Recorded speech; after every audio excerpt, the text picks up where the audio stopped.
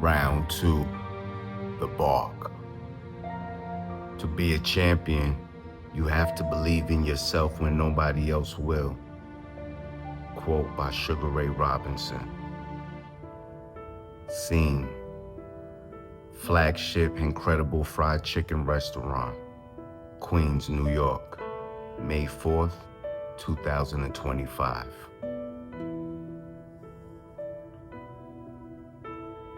Clapboard snaps. Pilot episode, The Veins of Our Lives, Take 1. Cameras sweep past rebranded chicken buckets and glare off grease-stained counters. Thorn Vane adjusts his tie, checks his reflection in the platter, and grins into the lens. "Ignorance is bliss," he says. The director yells, "Cut!" "Good, now give me great." Thorn again.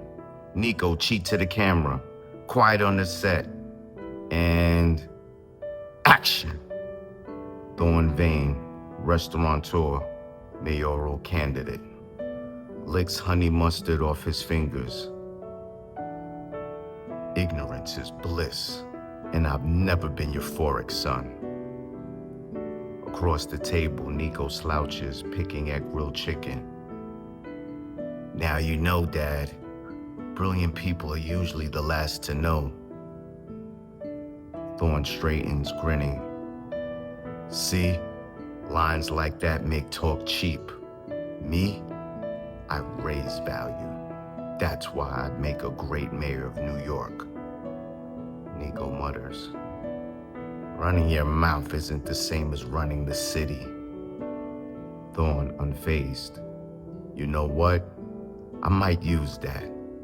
Vote Vane. Raise the value. Don't socialize it." Without missing a beat, Nico smirks. "More like socialize and raise a Xanax. The rent's too damn high. Let's talk about that." Nico, 22, black sheep, fluent in side-eye. Nico to the camera. "That's how it always been between me and my father, Thorn Vane, proud owner of 3 incredible fried chicken restaurants. Our conversations are more like intellectual slapboxing, always trading jabs, always circling.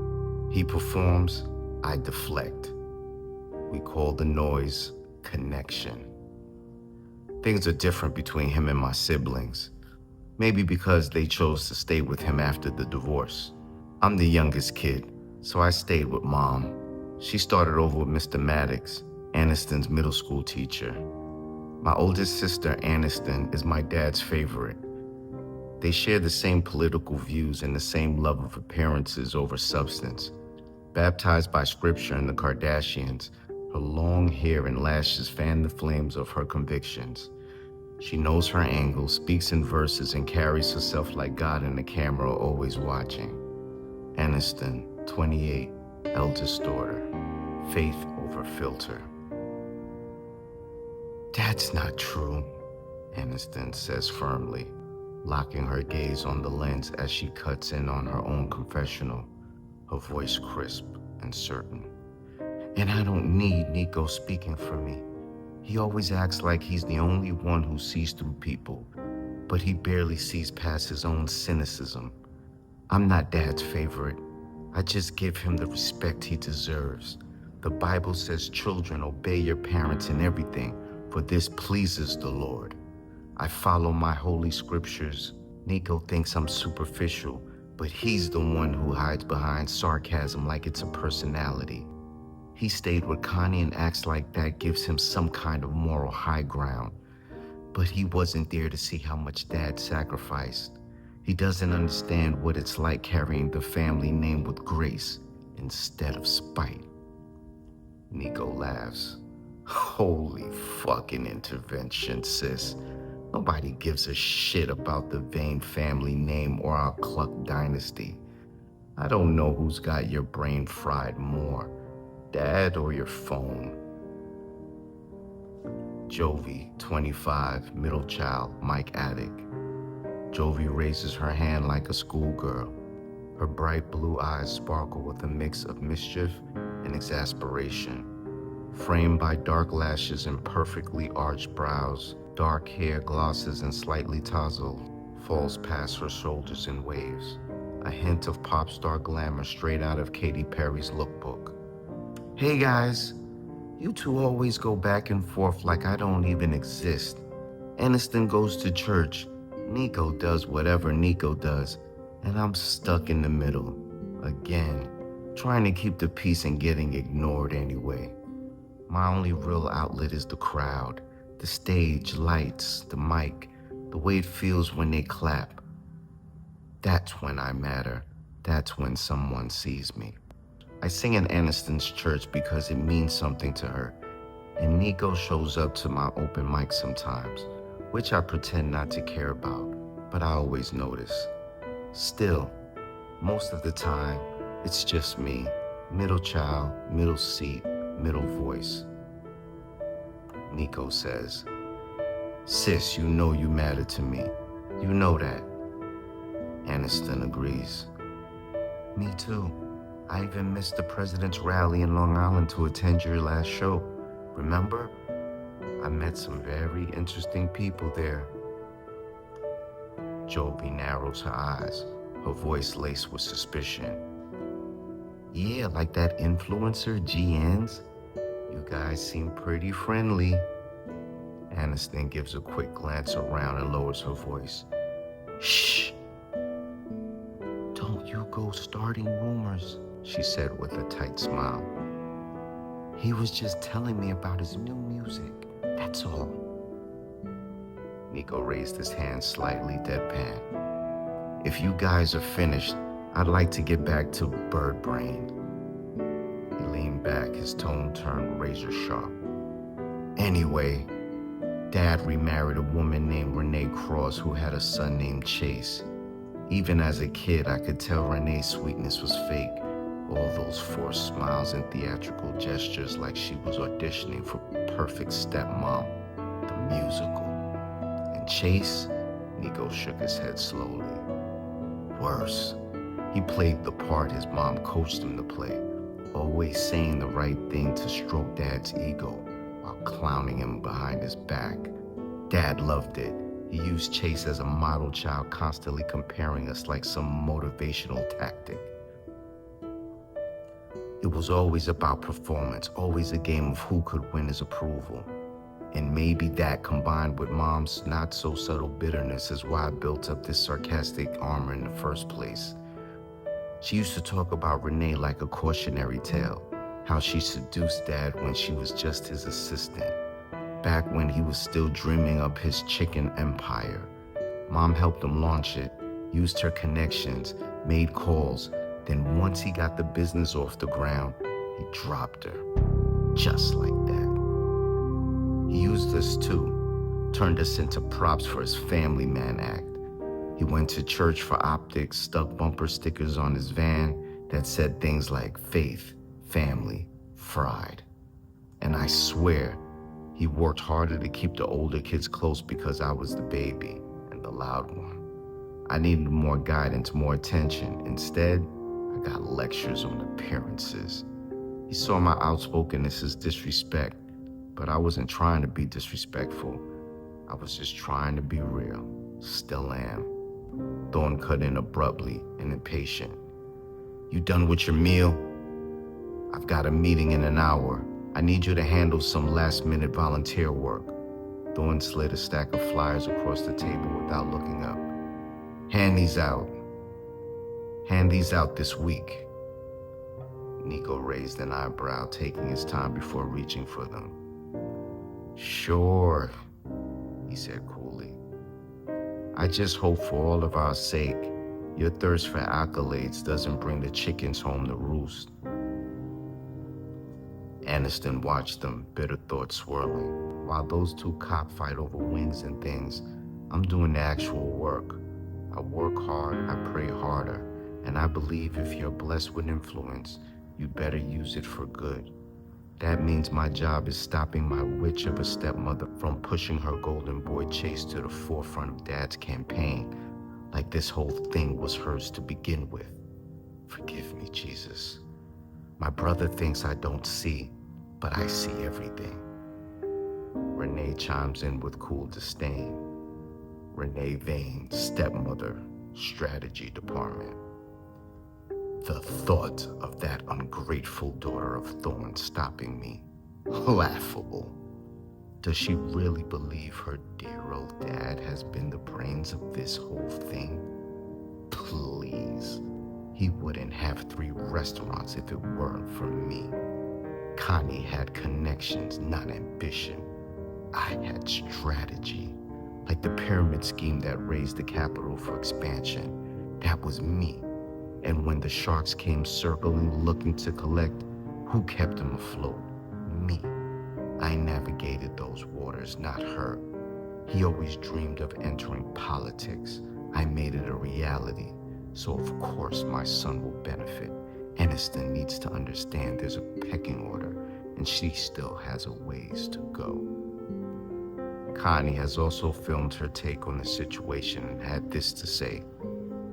Connie Vane, ex-wife, the original recipe. Nice to know you're still eating off my sloppy seconds, Renee. You and your husband are great talkers, but the one word that never comes out of your mouth is integrity. She lets the silence linger. Vision and strategy? Please.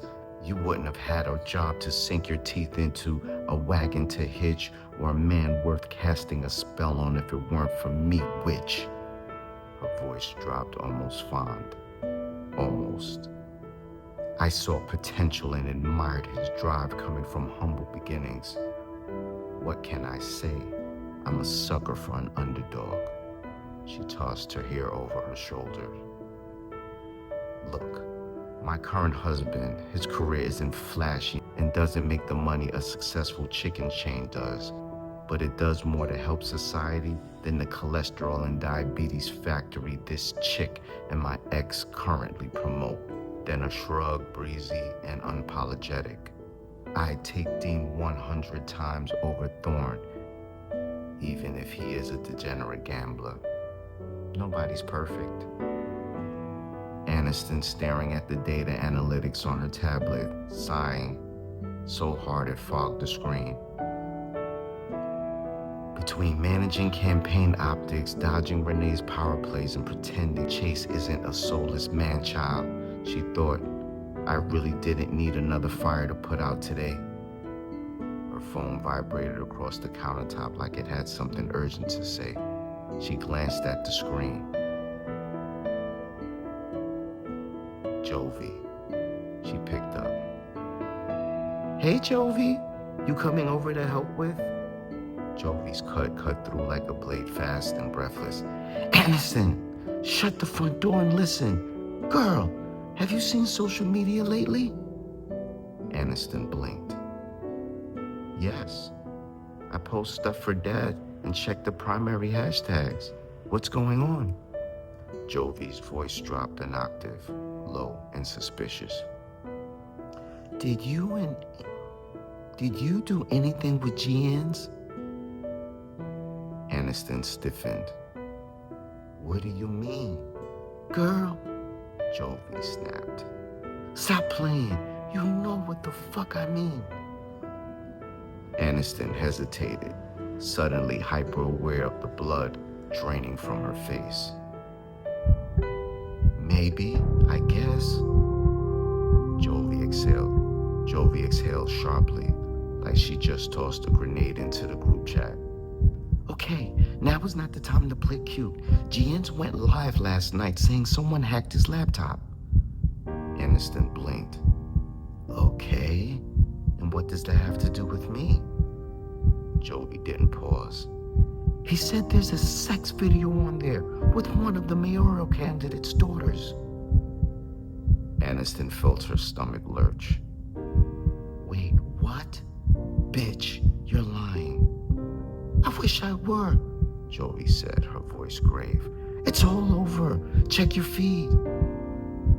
Aniston stared down at her phone as if it suddenly turned into a snake. No. That can't be.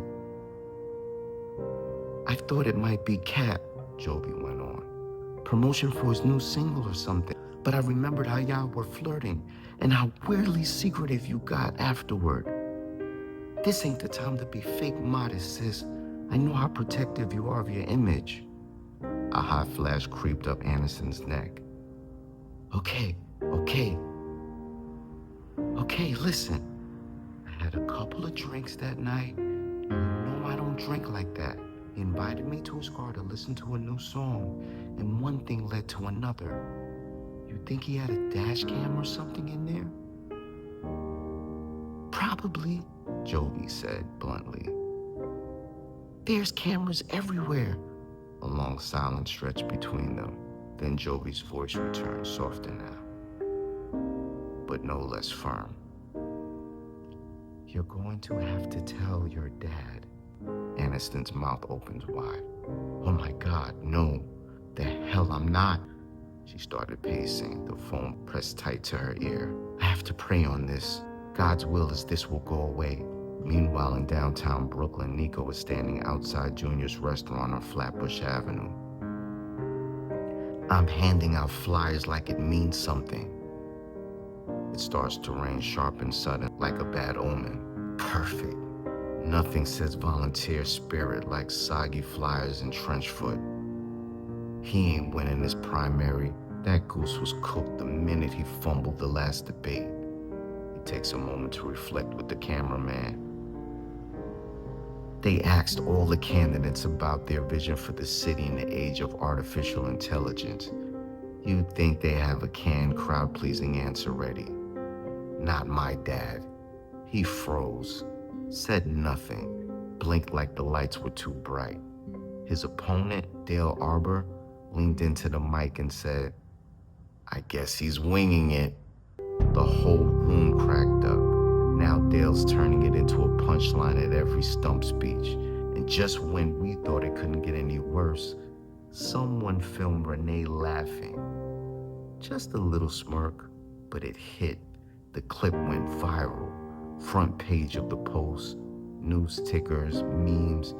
She claimed it was AI doctored. Didn't matter. Damage was done. He had a little chance anyway. I'm here doing this because all he does is complain when he doesn't get his way. And I guess I'm still a Vane at the end of the day. Phone rings. Jovi calling while I'm still out in the rain, my fingers pruning from the soaked flyers I hadn't managed to hand out. Brother, she said, her voice warm but cautious. How you doing? I'm probably catching bird flu, I muttered, glancing up the gray sky. I'll be in the hospital if you need me. She hesitated. Did you speak with Aniston lately? No, I said. What's going on? She filled me in, a pause. Then, a leaked sex tape? I said, blinking in disbelief. With GNs? And Aniston? What in the holy fans? My laugh came out more like a howl, wild, involuntary. For someone who quotes scripture like a second language, she surely picked one hell of a way to spread the gospel. Was that part of God's plan too? Nico, stop. This isn't funny, Jovi snapped. Are you kidding me? I said. Dad's being called Wingstop. His wife went viral snickering at the thought. And now to make matters worse, Aniston's about to be exposed on a sex tape, missionary style, and didn't even turn the other cheek? I shook my head, abruptly bubbling over. This family's a joke, I said. I might as well laugh with everyone else. You should get used to it. Nico, I have to go. Where you going? Somewhere dry, I muttered, to figure out how to kill a turkey. I left the flyers, the rain, and my last shred of patience behind. On the other end of the city, GN's was going live.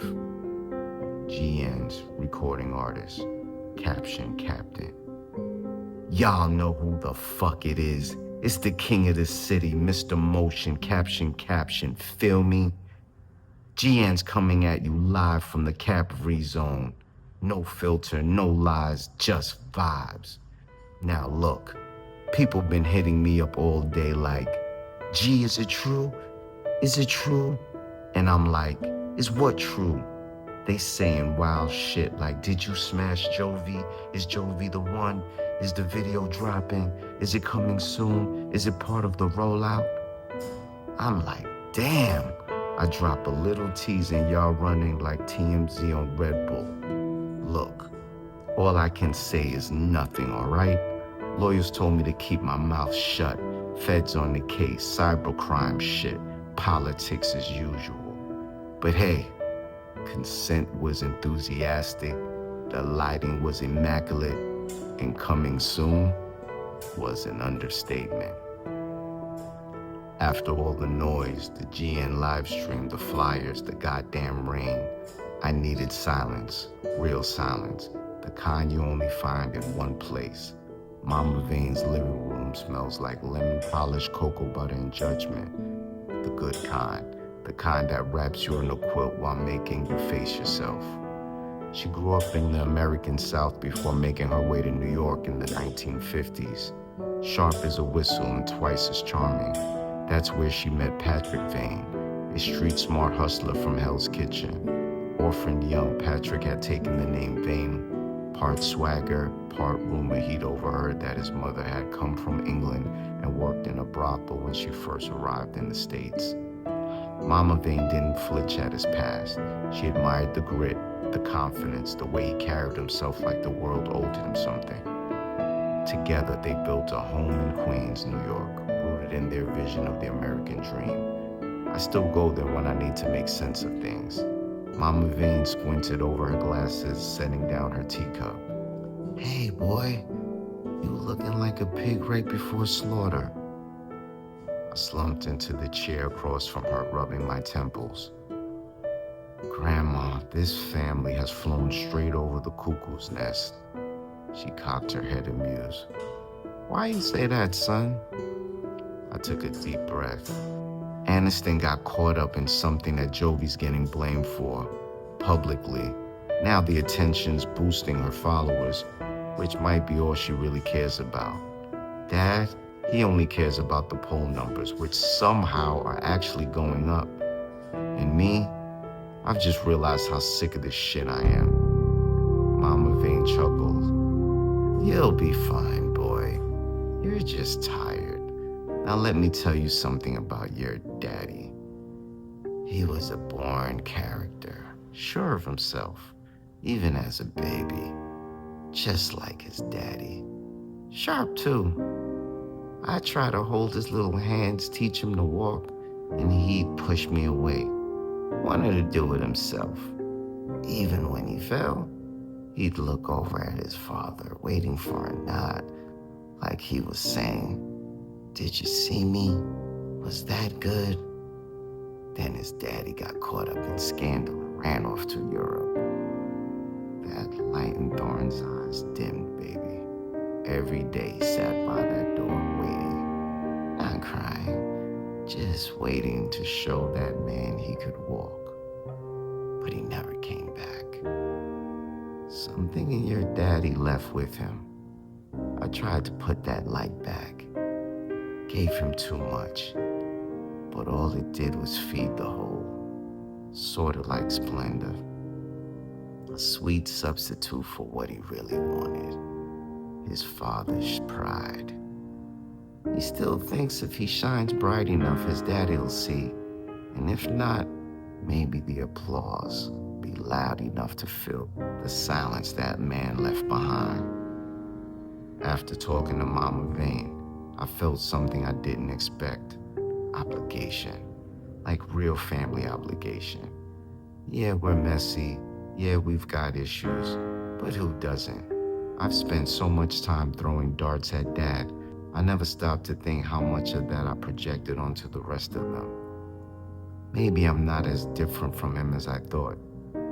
There are connecting threads in the bloodline, Jovi lives for the applause, Aniston clings to appearances, and me, my mouth's a weapon. If I don't keep it holstered, it's bound to hurt someone, even when I don't mean to. Still, I can't let that sex tape blow up and drag us all through the mud, especially not with Jovi grinning through the extra follows like it's her breakout moment. No more sidelines, no more sarcasm and strategy. It's time I handle this head on. Me and GNs need to have a little talk, man to man. I didn't have to DM him. I knew where he'd be. Guys like him aren't hard to find. They want to be seen, need to be heard. So where does a dude like GN's hang out after teasing a leaked sex tape with the minor celebrity's daughter? Apparently, the answer's in a rooftop hookah lounge in Bushwick. I pulled up with no warning. I knew he'd have people with him. I do things solo, make it easier to blend in. People feel more comfortable letting you into the circle when you look like you already belong. I've got that kind of face, familiar enough, without the fame. He likes surprises? Cool. Let's see how he likes this one.